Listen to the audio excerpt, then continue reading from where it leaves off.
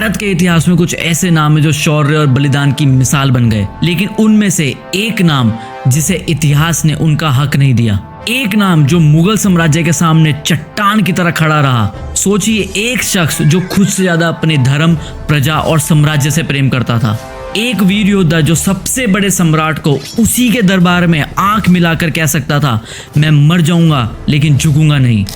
आज भी हर हिंदुस्तानी का खून उबल उठता है जब उन्हें पता लगता है कि उस शख्स के साथ क्या क्या किया गया। उनका सर काटा गया, उनके बॉडी पार्ट्स को काट के नदी में फेंक दिया गया, लेकिन आखिरी सांस तक उनकी हिम्मत नहीं तोड़ सके। ये नाम है छत्रपति संभाजी महाराज।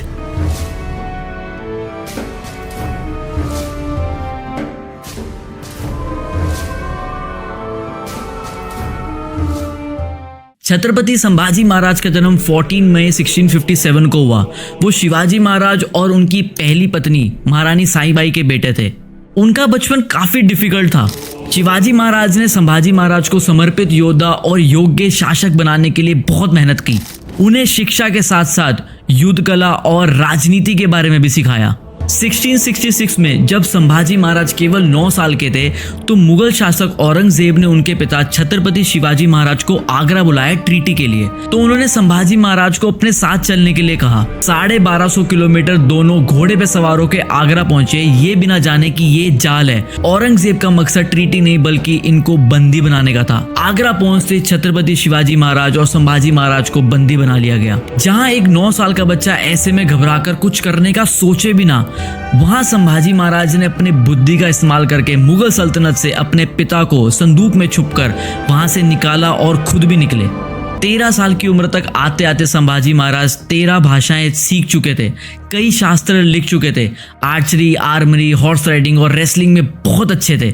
बुद्धि और बल का बेस्ट कॉम्बिनेशन था, जिसे कहते हैं ना शस्त्र और शास्त्र का एक बेस्ट कॉम्बिनेशन होना।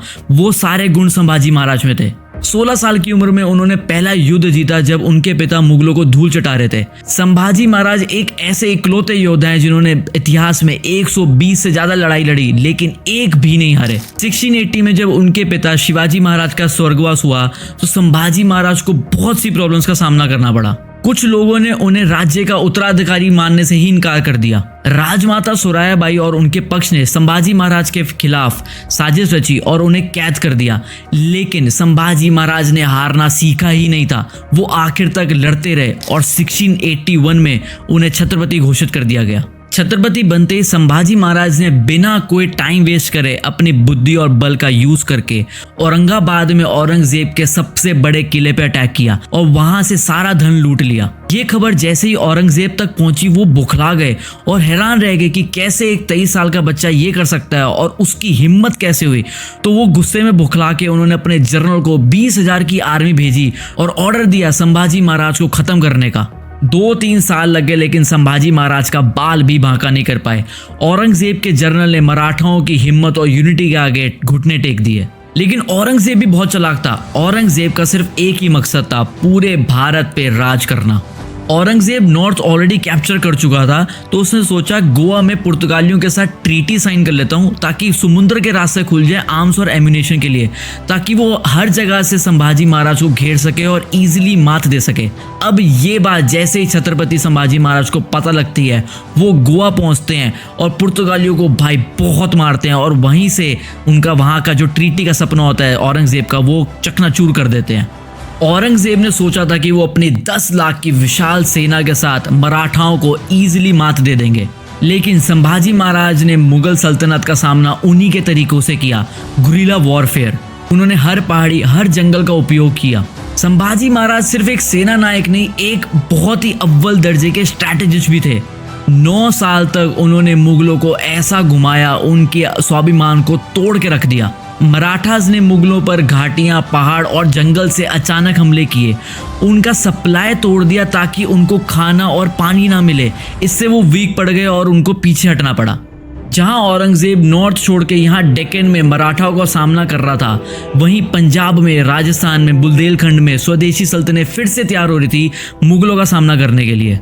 संभाजी महाराज ने 1683 में मुगलों के सबसे बड़े शहर बुरहानपुर पर हमला कर दिया। यहाँ मुगल फौज मराठाओं पे हमला करने की तैयारी कर रही थी, लेकिन मराठाओं ने अचानक से हमला करके मुगल फौज को वहां पे मात दी। ये मुगल सल्तनत के लिए सबसे बड़ी हार थी, लेकिन औरंगजेब कुछ नहीं कर पाया। 1687 तक आते आते संभाजी महाराज ने मुगल सल्तनत की फौजों को इतना मारा कि उनकी हालत बुरी हो चुकी थी।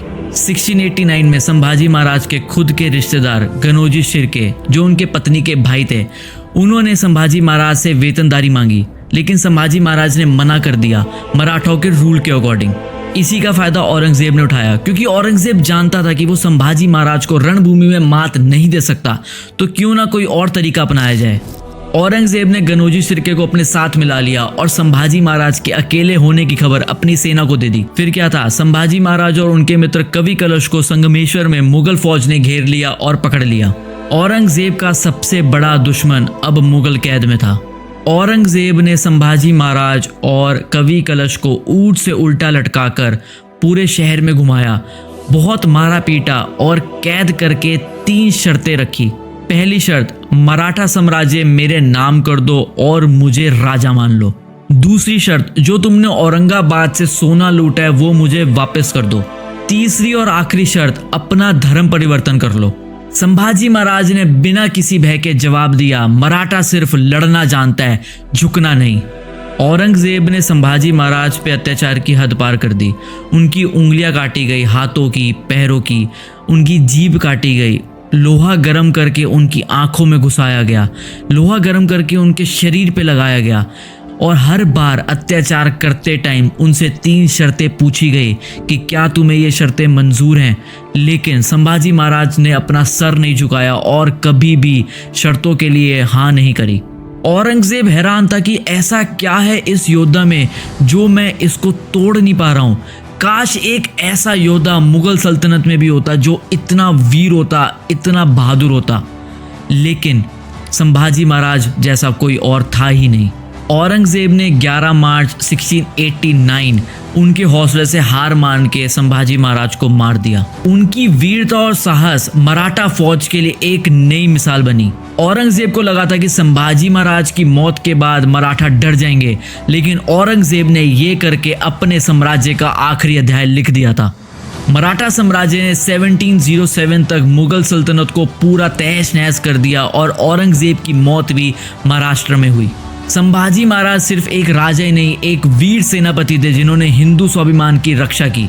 आज भी उनकी कहानी हर भारतीय के दिल में आग जला देती है।